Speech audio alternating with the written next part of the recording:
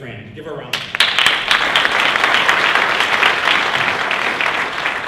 Good morning, Representative Pearson. Working with Dennis Gaddy, you have to be also ready at all times. I am really thankful to the work that Mr. Gaddy and those of you in legislation that have begun and are continuing to do to make sure that individuals do have a second chance. We need for everyone to have a second chance. It is important to us. We've begun the work in Greenville, North Carolina some years ago in working with folks that need a second chance. However, we've extended that into the prisons now. Rather than waiting until individuals come out, we've gone into the prisons, began working with individuals 90 days prior to their release to help them to understand that there are services that they can connect to once they get out. That is important. Basic housing, transportation, services such as food stamps, disability, all of those services that they need to access, we want to be available and ready to assist individuals with the basic needs that they have when they come out of prison. It is important for individuals not to be dropped off on the courthouse steps. It is important for them not to be It is important that they connect with families and resources that will make them successful and productive citizens again and again and again. And we thank you because everyone deserves a second chance.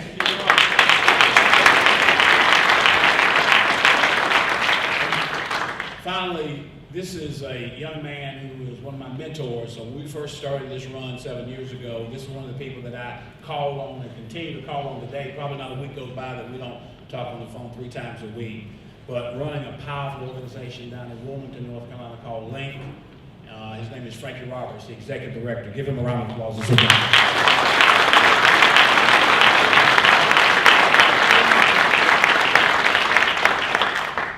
Everybody probably knows Dennis in this room, and he's too kind.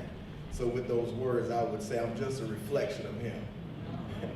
To the Representative Pierce and the rest of the legislature who have given us this opportunity.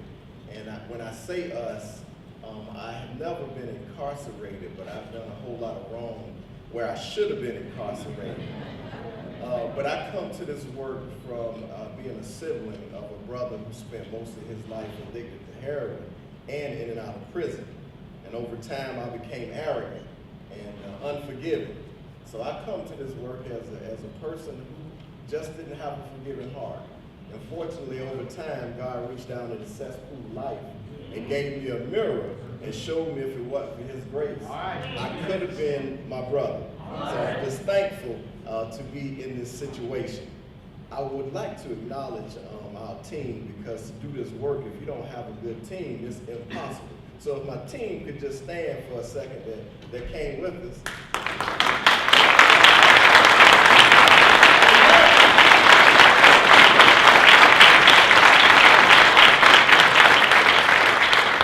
So our team, some have been in prison and some have not. So hopefully you couldn't tell the difference.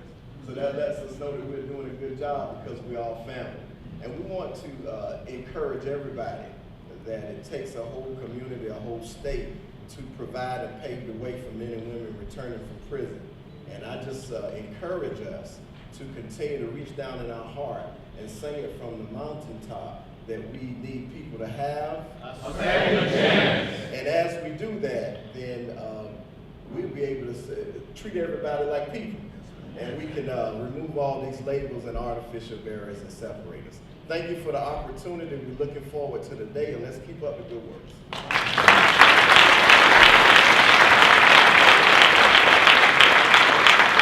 As I take my seat, I'm getting ready to probably get in trouble, but I've got this, there are a couple people who just walked in that I've got to at least recognize who run great organizations. Carol White, it starts with you, clerk of court in Edgecombe County as well. Ben Dodds and Hank Elkins, that group out of Orange County, the reentry partners out of Orange County. Would y'all stand? I'd like to give them a round of applause as well. Stephen Smith, we continue out of Asheville. Stand up, brother. We continue out of Asheville, North Carolina. All over the state. And I'm going to also ask if you're part of the C.S.I team, the C.S.I staff, I'm going to ask you to stand because they're going to kill me if I don't say hello to them. I'm going to ask them to all stand. Give them a big time welcome today. They're also handling our registration. So thank y'all so much. If I've overlooked you, I'm sorry. I'm sure I may have, but I just saw those faces sticking out in the crowd. Thank you. Okay, thank you, Dennis.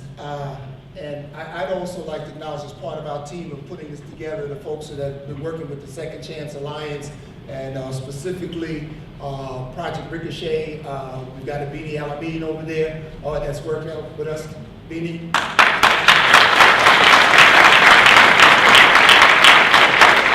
And there's a crew that's coming from North Carolina Central University with Dr. Jarvis Hall. I want to acknowledge them. Yes, yes.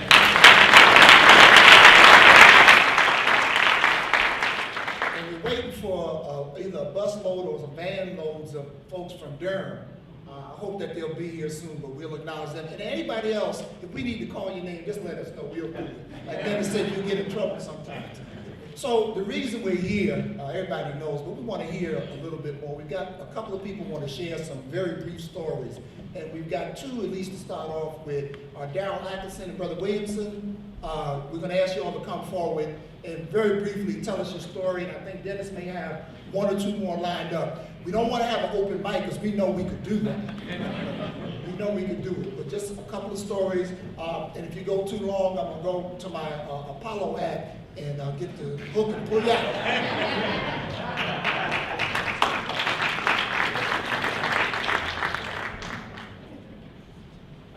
My name is Darrell Atkinson. I'm an attorney here in North Carolina. I'm a part of the North Carolina Second Chance Alliance, but probably most importantly today, I'm a person formerly incarcerated. And I use that language purposely because we in the formerly incarcerated community, or we with people with criminal records, reject terms like ex-offender, ex-convict, ex-felon, because we see them as negative labels that seek to define us by the worst mistake that we've ever made. My life experiences are more diverse than that. I'm a father, I'm a husband, and most importantly, I'm a child of God who deserves a second chance. And I would encourage you to use affirming language that builds up and that doesn't tear down when you're referring to this segment of the population. I'm not going to preach a sermon, but the Bible says, so as a man thinketh, so is he. The power of life and death is in the tongue. So if we want folks to do better, we need to refer to them a little bit better and speak some life into their situation. I spent 40 months in prison for a nonviolent drug crime. When I was released, I was able to get my associate's degree, my bachelor's degree, my JD. I'm licensed to practice law in both Minnesota and North Carolina.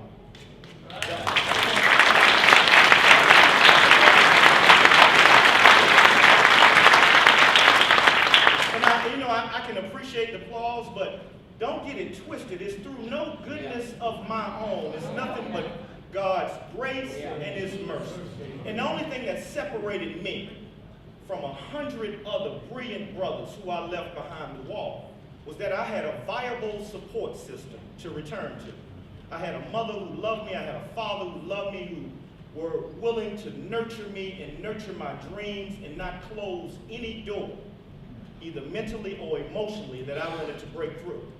Not everyone is going to have a family like that, but that's why we're here today, to figure out how we as a society can create those artificial support systems with the laws, the policies, and the programs that we want to put forward. So I appreciate the North Carolina legislature, Representative Pierce, and all of the other esteemed legislators in the room that are working towards that end.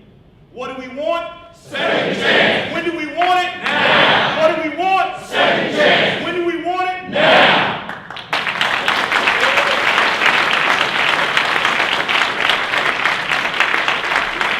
What do we want? Second chance. What do we need? Second chance. When do we need? Now. Thank you.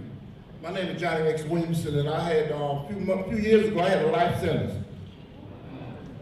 And all of a sudden somebody felt sorry for me. They gave me 20 years and 6 days. They felt sorry for me.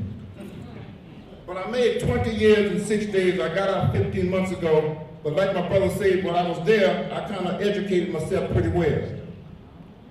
I ended up with my associate degree from Pitt University, and I got my bachelor's degree also from another college. And now in 8 weeks, I have a master's in business communication.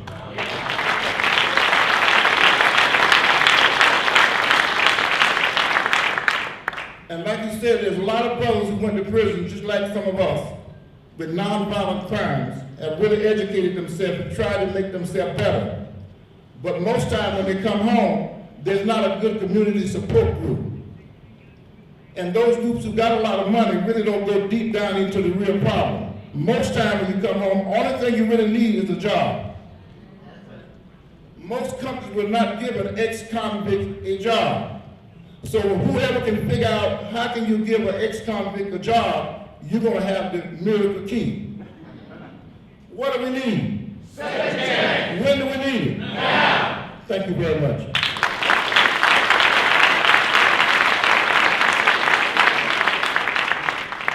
Before we go to Sister Rosa Bryant, we'd like to welcome Representative Winky Wilkins to say a few words. We know he has to get out, got some meetings, but we'd like to welcome him.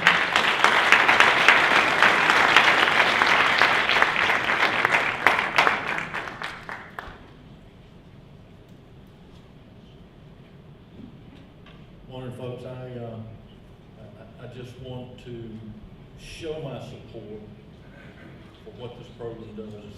It's active in my home campus and does good things.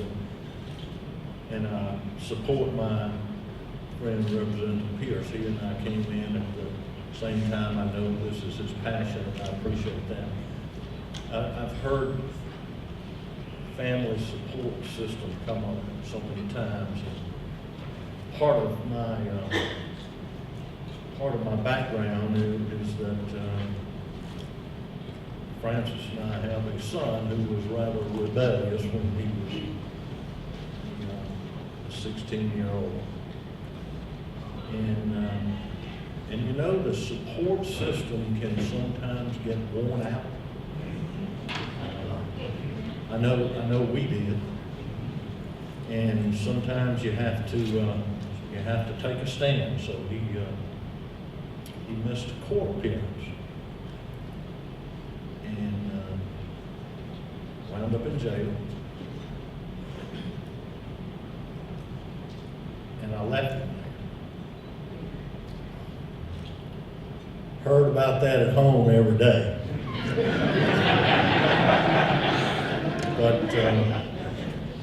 But I left him there. And every day when he would make his phone call, it was to beg me to come get him, and I kept saying, son, I'll be there. Just as soon as you let me know what your plan is to improve your life. And finally, on the 8th day, he said, Dad, I don't have a plan, do you? I said, I sure do, and it's called the U.S. military. And he wound up in the Air Force. And that was, at the time, was a better support system than I was, because I was worn out. So I understand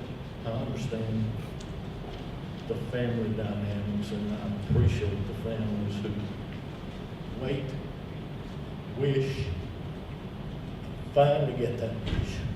Thank you.